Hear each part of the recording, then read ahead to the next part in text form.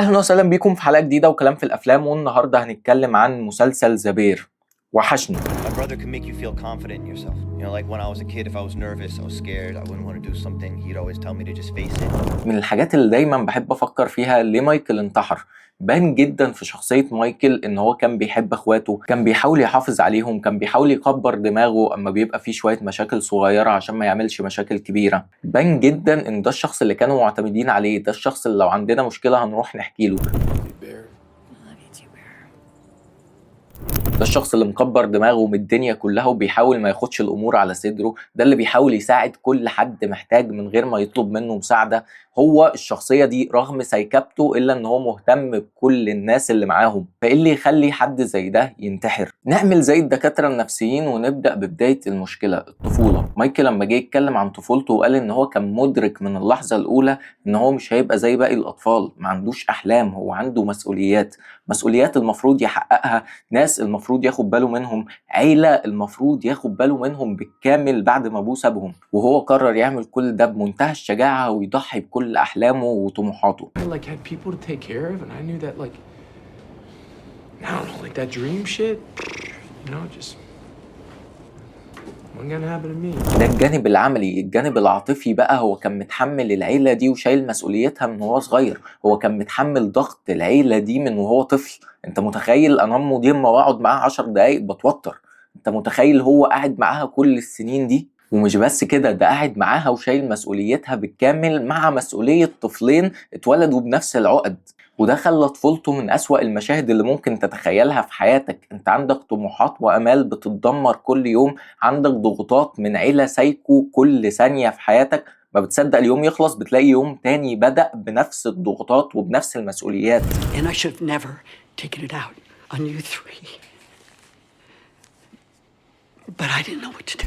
يعني بالنسبة لي مايكل في الفترة دي قرار ان هو عايش عشان 3 شخصيات بس، عايش عشان امه واخته وكارمن بس، مش مهتم بأي حاجة تانية، مهتم ان دول يبقوا سعداء، مهتم ان دول يبقوا ناجحين. وفضل عايش في نفس اليوم اللي بيتكرر. وده يجيبنا لتاني مشكلة، النمط. بالنسبة لي مايكل كان عايش في يوم واحد، نمط مضطر يكمل فيه باقي حياته، يوم بيخلص بيبدأ نفس اليوم تاني، ما كانش يوم أسوأ منه، كابوس ولكن ما بيخلصش. النمط ده بيحصل معانا كلنا في فترة من الفترات، ولكن بنقدر نكسره. مسؤولية مايكل خلته ما يقدرش يكسر النمط ده، هو نفس اليوم ومضطر يكمل فيه طول ما عنده نفس المسؤوليات. ومسؤولياته كانت سعادة ال3 شخصيات الرئيسيين في حياته ونجاحهم الشخصي. وده يجيبنا لفشله هو الشخصي.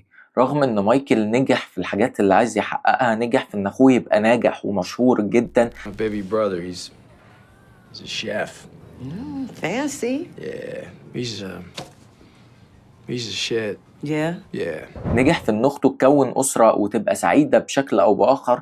ولكن بعد ما كل ده خلص، بعد ما التاسكات بتاعته خلصت، بعد ما مسؤولياته قلت بشكل ما، اكتشف ان هو ما عملش اي حاجه لنفسه. وده حسسه بالفشل.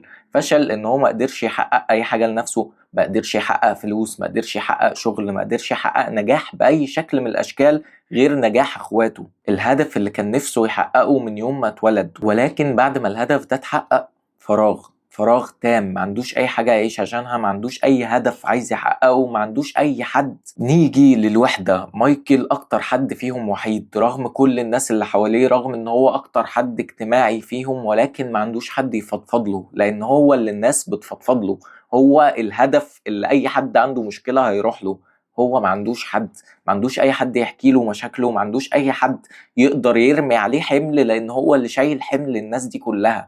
الناس دي كلها بتحكي لمايكي، الناس دي كلها عندها سيرابيست.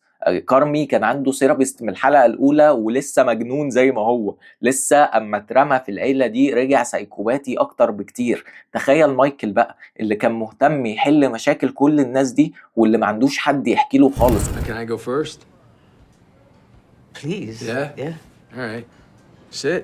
Sit. Yeah. المرة الوحيدة اللي مايكل حكى فيها مشاكله لحد كان بيحكي للست عشان تحكي له مشاكلها، عشان تحس ان هو مش شخص غريب، مش شخص غريب بترمي عليه حملها، وحللها مشكلتها.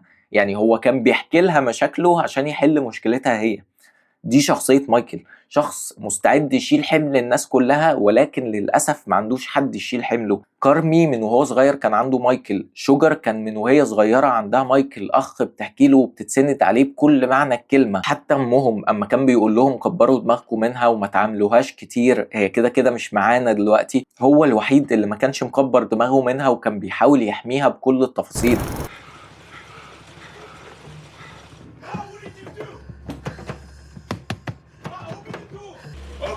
المشهد اما دخلت بالعربيه البيت وكانت هتقتلهم كلهم، المشهد ده كلهم كانوا مخضوضين ما عدا مايكي. مايكي هو الوحيد اللي جري عليها وكان بيحاول يفتح باب العربيه عشان يلحقها، هو الوحيد اللي اهتم بيها في اللحظه دي. كلهم كانوا قلقانين، كلهم كانوا مخضوضين، هو الوحيد اللي جري عليها. هو ده مايكل، مايكل اللي مهتم يحل مشاكل كل الناس ولكن ما عندوش حد يحل مشاكله. في مشهد لما كان كارمين بيقول له عايز ارجع ونفتح انا وانت محل ونشارك بعض وكل الكلام ده، وهو قال له لا، اللي هو اهرب اهرب انت مش فاهم حاجه، انا اللي بقول لك اهرب.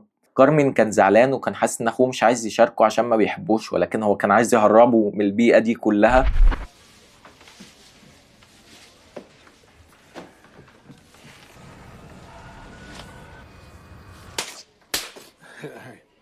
في مشهد وهو مايكل كاتم عياطه اما كارمين بيروح يجيب الهديه ويرجع، في مشهد اختلب نفسه فيها مايكل ثانيه كان كاتم عياطه ومش عايز يبين، وبعد كده اما خد الهديه من كارمين وكارمين مشي قعد يعيط.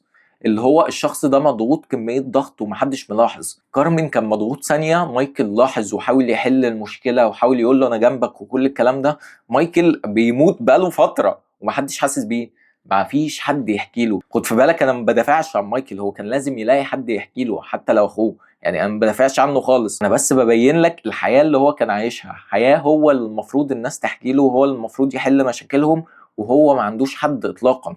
كل اللي حواليه ناس بتهزر وكل اللي حواليه واخدين عنه فكره ان ده الشخص اللي بيفك وده الشخص اللي بيهزر وي وي وي، ولكن هو كان متدمر، ما عندوش حد يحكي له باي شكل من الاشكال، ما عندوش حد خالص. ونيجي لاخر عنصر واللي بينتمي لعيلة بير بالكامل، هي فكرة الضغط اللي بيولده جمع كل الناس دول مع بعض، الضغط اللي بيولده وجوده في وسطهم. حتى في جملة قالها لهم مايكي في العزومة، قال لهم عشان كده ما كنتش عايز اجي، هو عارف ان الضغط ده بيتولد في البيت ده.